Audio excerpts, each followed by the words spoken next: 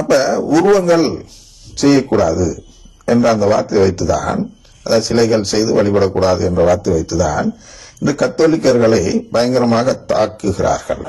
கத்தோலிக்க திருச்சபை பிற, அதாவது மற்ற சபைகளால், மற்ற கிறிஸ்தவ சபைகளால் பயங்கரமாக தாக்கப்படுவதற்கு ஒரே முதல் காரணம் எது என்றால், இந்த சுருவங்களை எல்லாம் நாம் வைத்து வழிபடுவது.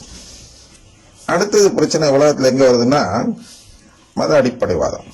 அது என்ன அப்படின்னா, எங்க கடவுள் தான் உண்மையான கடவுள், உங்க கடவுள் டூப்ளிகேட் கடவுள், அந்த கடவுள் இந்த கடவுள் அப்படின்னு ஒவ்வொருத்தர் ஒரு மதத்தினர் இன்னொரு மதத்தினரை பார்த்து குறை கூறுவது.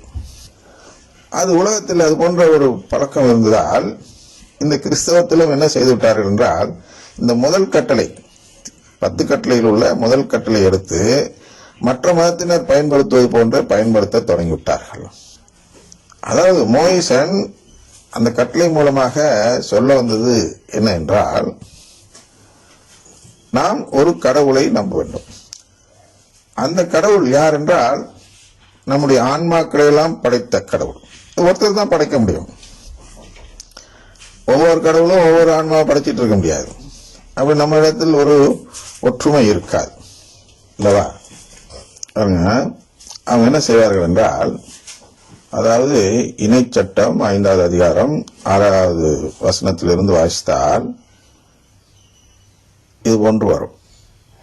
உன் கடவுளாகிய ஆண்டவர் நானே, அடிமைத்தன வீடாகிய எகிப்து நாட்டிலிருந்து உன்னை புறப்படச் செய்தவர் நானே, என்னை தவிர வேறு கடவுள் உனக்கு இருத்தல் ஆகாது.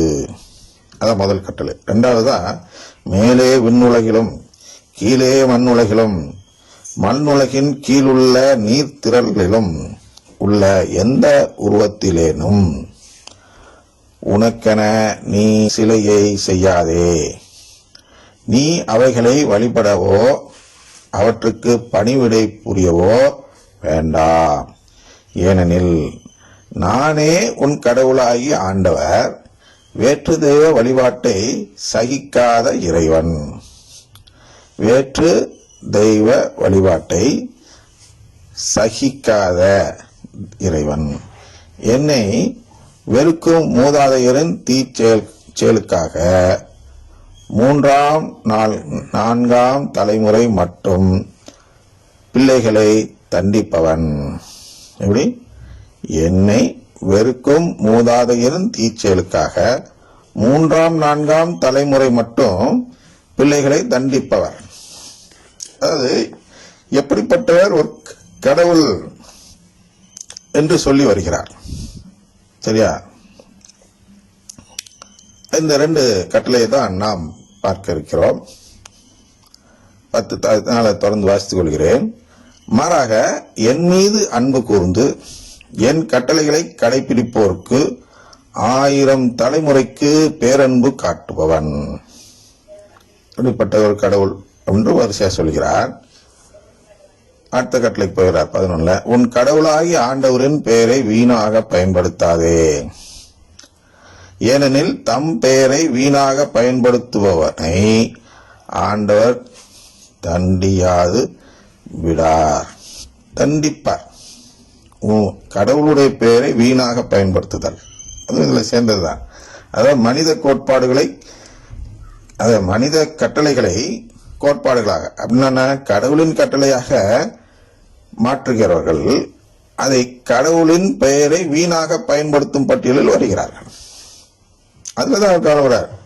மற்ற இடங்கள்லாம் நாம் வந்து கடவுளின் பெயரை பயன்படுத்துகிறோம் வீணாக, அநேகரும் பல இடங்களில் பயன்படுத்துகிறோம். அது கடவுளை பாதிக்காது, அது மனிதனுக்கு எதிரான செயல். நான் கடவுளின் பெயரை பயன்படுத்தி ஒரு மனிதனை ஏமாற்றினால், அதாவது மனிதன் கட்டளையை மீற வைத்தால் அது கடவுளை பாதிக்காது. அதே இது நான் கடவுளின் பெயரை பயன்படுத்தி கடவுள் கட்டளையை மீற வைத்தால், அதான் கடவுளுக்கும் உமக்கும் எதிராக பாவம் செய்தேன். அப்ப உமக்கும் இங்க மனிதனுக்கு எதிராக பாவம் செய்யும் பொழுது கடவுள் பெயரை பயன்படுத்தக்கூடாது என்று சொல்வதை விட, கடவுளுக்கு எதிராக பாவம் செய்வதற்கு கடவுளின் பெயரை பயன்படுத்த கூடாது அப்படின்னா என்ன ஏதுன்னு விவரம் தெரியாம நீங்களே ஒரு கோட்பாடை உருவாக்க கூடாது. மார்ட்டின் லூத்தரா தானே செஞ்சாரு. அதுதானே இப்ப அத்தனை லட்சக்கணக்கான பிரிவினை சபைகளும் பயன்படுத்துகிறார்கள். அதே கோட்பாடுதான். அதுல ஒன்றுதான் சிலுவை வழிபாடு செய்யாத. சிலுவை வழிபாடு செய்யாதன்னு என்ன அர்த்தம்? ஏன் செய்யக்கூடாதுங்கிறத புரிஞ்சிக்காமலே இவர்கள் சிலுவை வழிபாடு செய்யக்கூடாது. நீ சிலுவம் வச்சிருக்கீல, அது சிலை தானே, அப்ப உன்கிட்ட பேய் தானே இருக்கு, அதனால அந்த சபையில இருந்து வெளில வந்துரு, எங்க சபைக்கு வா, இல்ல சிலுவையே வச்சிருக்க மாட்டோம், சிறுவங்களே வைத்திருக்க மாட்டோம், சிலைகளே கிடையாதுங்க. அதுல தூய்மையான சபை சொன்னாரா?